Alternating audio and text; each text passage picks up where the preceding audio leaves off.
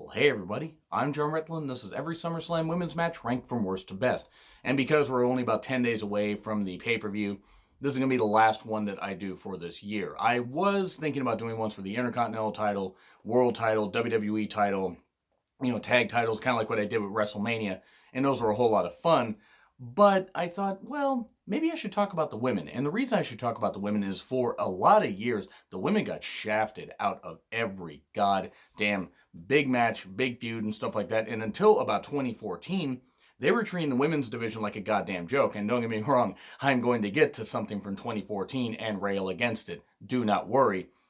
But the main reason I also want to do this is you guys gave some great feedback, especially on Twitter, about the main event and opening match ranking videos that I did last week. And I was like, let me put a little bit of a spin. I want to talk about the women. And the reason I want to talk about the women is because, honestly, the women deserved a whole lot better than they got. Now, there were some women that were way up here in skill level that had to work with ones way down here in skill level. Or some that were in the middle. Or some that were here, and this kind of stuff. The whole reason that I wanted to do this is because so many of the women got shafted out of big paydays. Back when they did pay-per-views and stuff like that, and the pay-per-views actually did some pretty good numbers. The women's division were, the women's title, the Divas title, whatever, they were never allowed to really flourish for, very long. And it was kind of fucking ridiculous because there were a lot of women that were trying their best and some that were really goddamn good that never got the fucking chance to do anything. So that's where I'm going to talk about some of this stuff. Now, I do have a couple honorable mentions before I get on with the countdown. The 15 Diva Battle Royal from SummerSlam 2009 with Chavo Guerrero as the referee, Beth Phoenix wins. This was a dark match, so I can't really comment on it unless there's footage of it that exists somewhere. And I don't know if it was on the SummerSlam 2009 DVD. If it was, I apologize, but I'm putting it here as an honorable mention. Another honorable mention. Jacqueline, Lita, and Molly Holly representing Team WWF versus Ivory, Stacy, and Tori representing the Alliance. It was from Heat 2001. This is when they were doing Heat matches before pay-per-views. So those are the honorable mentions there. So that leaves us with 21 matches and all that. So anyway, here we go, and we go with 1990 SummerSlam. We have Queen Sapphire versus Queen Sherry. Well, she wasn't Queen Sapphire because she would later get bought by the $1 Million Man, or he would pay her money and everything. Yes, the $1 Million Man liked to buy black people. That's pretty much what we were going with. Kind of bad. It was actually a way to write off her character, but Queen Sherry won by forfeit. And that's why it's ranked so goddamn low, because the match was going to happen. It was going to be kind of based off of stuff that happened in Mania 6 and built up this whole Dusty Rhodes. It was like the Dusty Rhodes-Randy Savage feud that kind of petered out after Mania 6. But this was a way to continue and really spark up the Dusty Rhodes-Ted DiBiase feud. And yeah, Sherry, by the way, Sherry Martel, was a hell of a worker, and really I think gets forgotten about often as to how good she was. And she's a great manager too. I'm glad she got in the Hall of Fame before she passed away. Sapphire was who she was. She seemed like a sweet woman, but she was a character that didn't really last all that long. And it was what it was. It worked for Dusty. But anyway, number 20 from 2000, The Cat with Al Snow versus Terry Reynolds with Perry Saturn. It's a stink face match. I swear they did this at WrestleMania 2000 also. It's a stink face match. It's putting the Cat, who never belonged in a wrestling ring. She never did. I mean, she was one of Jerry's wives. And, of course, there was a huge age gap because that's all, that Jerry Lawler knew is how to date way younger women. Creep that he is. But, yeah, the Cat never belonged in wrestling. She never did. Terry Reynolds, she knew she wasn't an accomplished performer in the ring, but did her best. But the reason I like Terry Reynolds is she was a great manager. She was a great, backstage announcer. I thought her time with the York Foundation, forgotten WCW stable, was actually pretty damn good. And, her time, working with Goldust and that kind of stuff. This was past that by this point because they had divorced and Dustin was back in WCW by this point. But it's a stink face match. What the fuck you want me to say? And then we go to number 19 from the 2014 SummerSlam. Stephanie McMahon versus Brie Bella. This match got 11 pissing minutes. This got 11 minutes. The Paige versus AJ match that was for the title got 5. This got twice the amount of time, plus a minute, that a title match got. Now, this was Brie's going to get her revenge on the stuff that happened to Bryan and how Brie, her life was made a living hell by the McMahons, and I quit, and Brie was never convincing on the goddamn mic. Let me say this. I expected absolutely nothing out of this match, work rate-wise.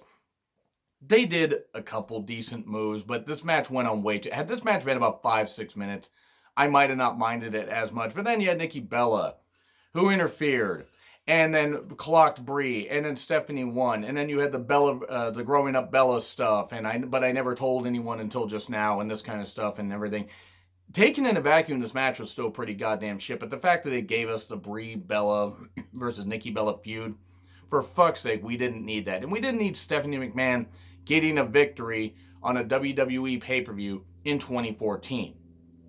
I don't like Stephanie. I don't like the Bellas. I don't. This was pretty much just a pointless goddamn match. But again, had they shortened it, it might have actually worked. And had Brie won, it might have worked. But it's like they didn't have any rhyme or reason or any idea what they were doing with this goddamn shit. It was bad. It was really goddamn bad.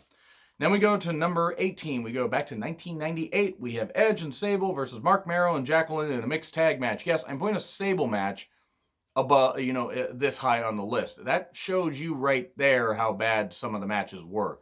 This is mainly down to Edge, Mark Merrow, but also Jacqueline. I mean, I'm giving Jacqueline a little bit of respect.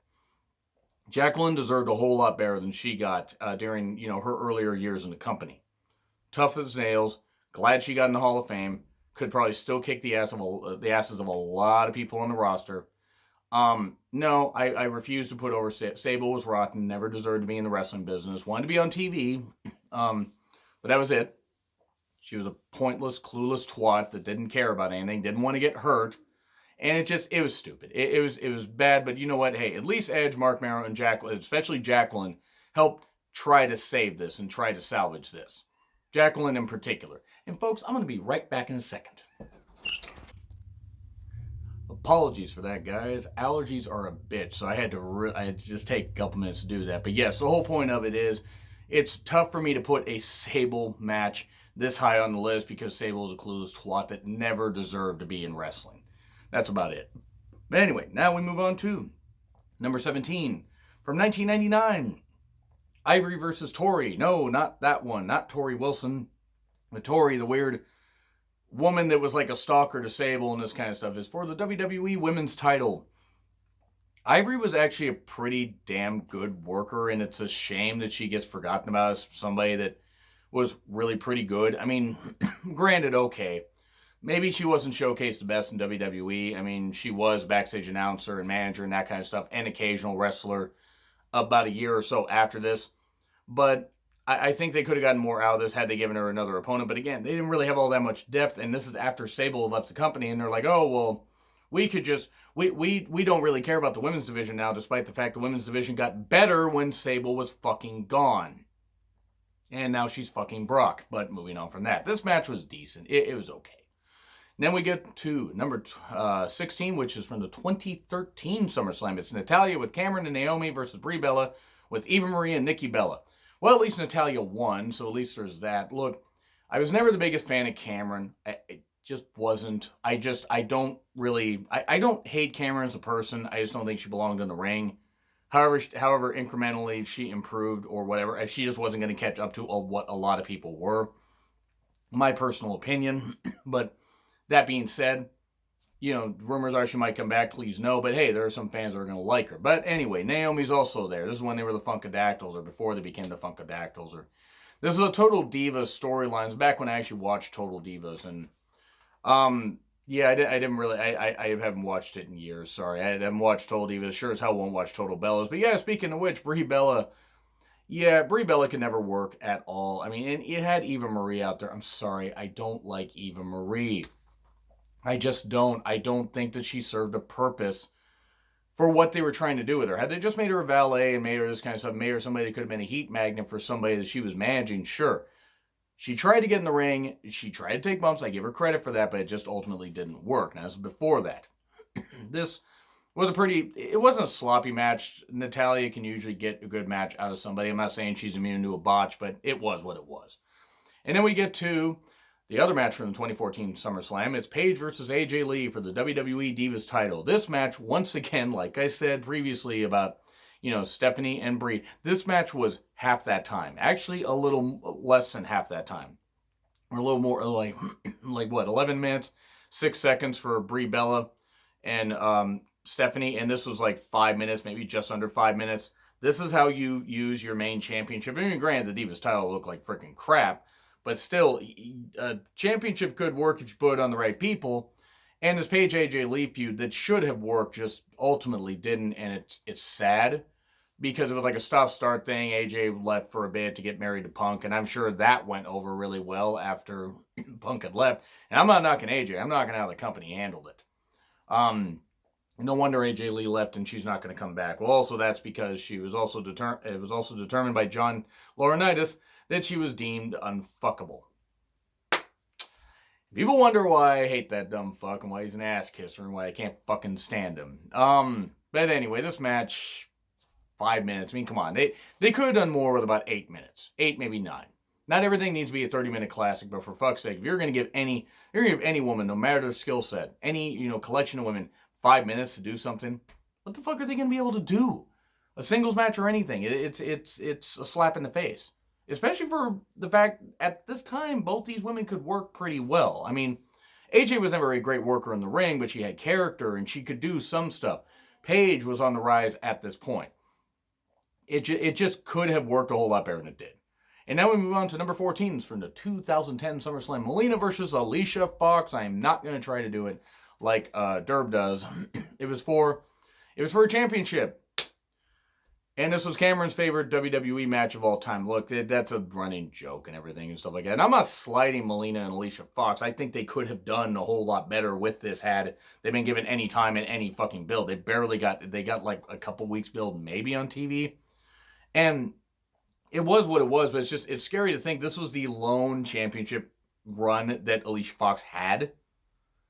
I mean, and whether you're a big fan of Alicia Fox or not, the fact she was with the company so damn long, you couldn't give her a championship run, at least one more time. I mean, fuck, they gave it to Nikki Bella for 305, 317,000 days or whatever the fuck it was. Couldn't give Alicia Fox one more run. Well, whatever. Match was okay. It wasn't great. These two could have done better with more time. And then we move on to number 13. It's for 1995. Bertha Faye versus Alundra Blaze for the WWE Women's title. Bertha Faye... yeah, just never worked. Also, all the fat shaming jokes were made by commentary and others and stuff like that. I mean, even, people that would, there would be all the spots where we'd oh, let's laugh at the fat person in the ring and stuff like that. And look, I'm all for laughing in general at wrestling, despite, my demeanor, sometimes my seriousness, but it just... I didn't like it, and also I didn't think she was really a good person to work with Alundra Blaze. And it was what it was. It wasn't very good. There was a better match Alundra Blaze had at SummerSlam that I'm going to get to here soon. But then we go to 2008 for the number 12 entrant. It's Glamorella, Beth, and Santino. Yes, I'm unfortunately having to feature a Santino match this high on the list. Don't worry, I have my reasons. And he took on Kofi, who was the Intercontinental Champion, and Mickie James, who was the Women's Champion. And whichever person got the pin would win that championship. And, yeah, actually, they would win both championships for their team and stuff like that because Santino would become Intercontinental Champion. Yeah, it ended up where Glamorella ended up winning. And I'm sorry, but Beth made that pairing work with Santino. Santino I never really respected. I never really found him all that entertaining. He was a better heel because he was easily dislikable. Not just for what he did in OVW, but just in general, and also his views on certain people in society. Let's just leave it at that. Kofi, Mickie, and Beth made this work much more than Santino. I have to put it up here, though, because of those three. I couldn't rank it all that low. There were some slim pickings, and I'm not talking about the guy from the Dr. Strangelove movie, where, I had to, say, oh, these matches were decent, but they weren't great, because... again, given the fact that WWE did not push their women's division all that well for years and years and years, I mean, from 2000, I think, to 2009, they did not have a women's match. In 2009, something like that. The whole point is they didn't have, besides on Heat and besides in a dark match, they didn't have anything on the main roster. What the fuck is that shit? I mean, honestly. I know that, I mean, Trish never got on a card. Lita never got on a card. Victoria never got on a card. Molly Holly never got on a card. Nydia never did. Gail Kim in the brief time that she was there in the company before she left the first time. So many others. I'm sure there are others I'm missing from that time. China was featured on one card. Don't worry, I'm going to get to that here in a bit.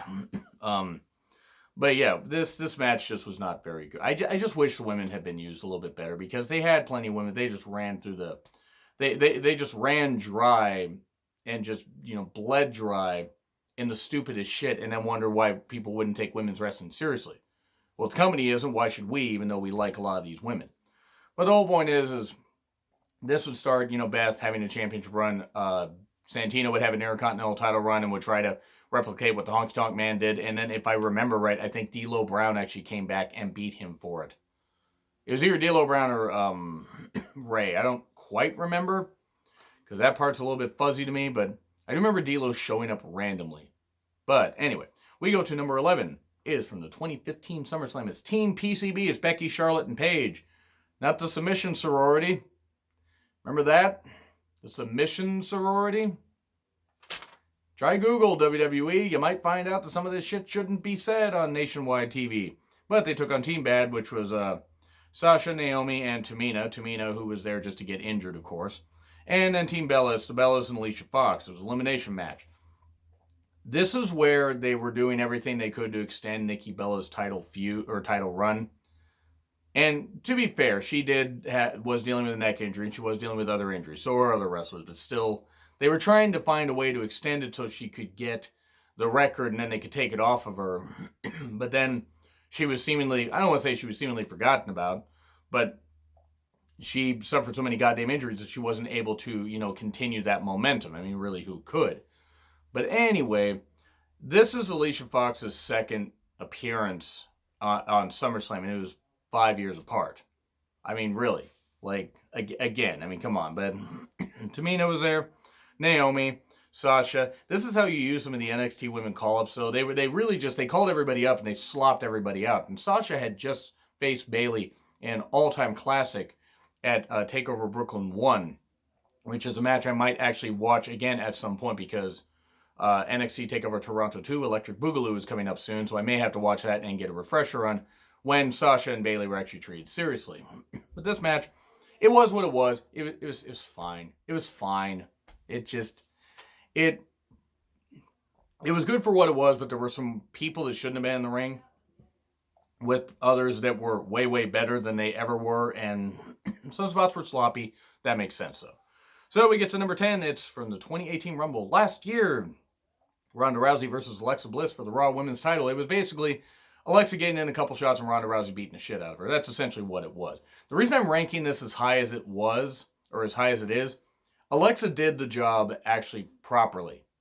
This is actually how you put over somebody and everything. And this is one of the rare times where Alexa wasn't doing a ton of shit to just try and keep herself over and stuff like that, or the company wasn't having her do that, or whoever's fucking call it was. The whole point is, Ronda Rousey got over like $1 million. Now you have Ronda Rousey's views outside the ring and how stupid she is being a Sandy Hook denier because she's a fucking moron. That aside, this match served its purpose and did pretty damn well. We go to the same event, 2018 SummerSlam. It's the pre-show match, Andrade and Zelina versus Rusev and Lana in a mixed tag match. It was nice to see Zelina featured in the ring. Lana was also there. Rusev, where the fuck is Rusev? Do we need to put Rusev on milk cartons? Do they still do missing person milk carton things anymore? Because I don't know if he's getting time off because of an injury. They have nothing for him. I have no goddamn idea, but I think it's shameful that he's not being used at all. That being said, the man did find this. Zelina did pretty damn well. Yes, maybe I'm ranking this a little bit higher because I have a little bit of a soft spot for 3 out of the 4 people in this match. I don't hate Lana. I just don't think she needed to try to get in the ring because it ultimately didn't work. But, for character work and everything, I thought they did fine. And I thought for being thrown together, it was a pretty well-paced match. And then we go to number 8. It's the 2000 SummerSlam. It's Eddie Guerrero and Chyna versus Val Venus and Trish. IC title on the line. Whoever gets the pin over whoever gets the... Well, actually, I think it's whoever gets the pin on either Val or Trish wins the Intercontinental Championship. It's not like Bash at the Beach in 99, where you had Nash, Sting teaming up against Sid and Savage, but Sting could pin Nash to win the championship, because fuck you, Logic and WCW. But back to this. China had already been Intercontinental Champion a couple times, I believe. There was her, and then her and Jericho were co-champions and that kind of stuff. And it was going to be interesting to see what happened, because Val and China had their whole thing, or not Val and China, but Eddie and China had their thing going. Val just basically wanted Trish to stay outside the ring. He would work the match and stuff like that, because Trish was not an accomplished performer at this point. China wins the Intercontinental title. That's basically what happened here. And it would start the breakup of China and Eddie as an on-screen couple and everything. I thought they did a pretty damn good job with the chemistry and everything.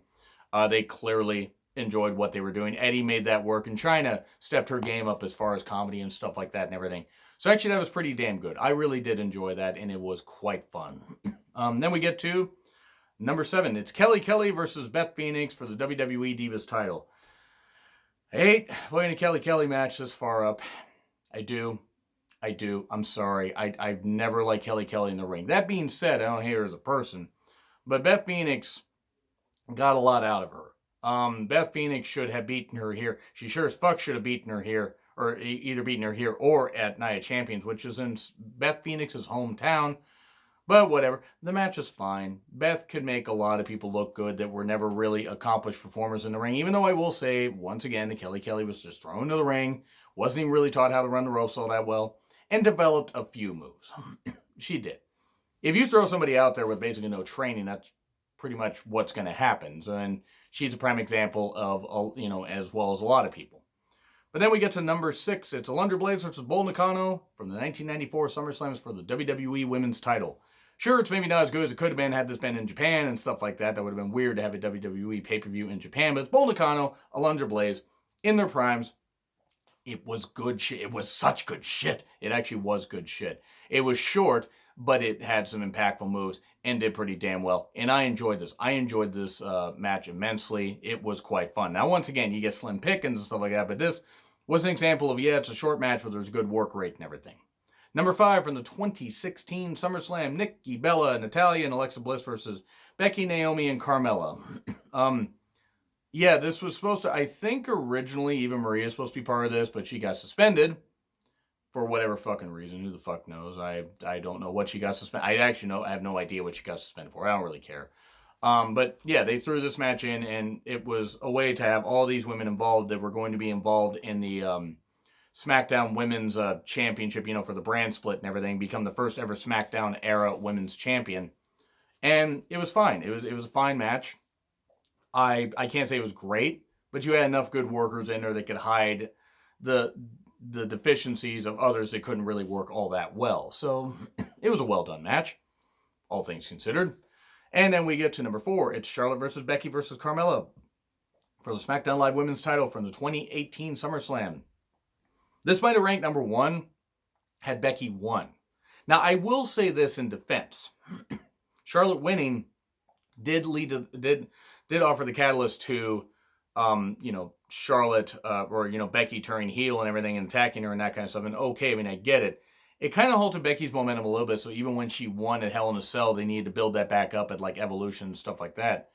But despite the fact Carmella was in there, and Carmella should not have been champion, I don't think she was she the worst in the ring? No, but she certainly wasn't championship material. I mean, some are skilled enough to be in the ring. She wasn't. And certainly not to be champion.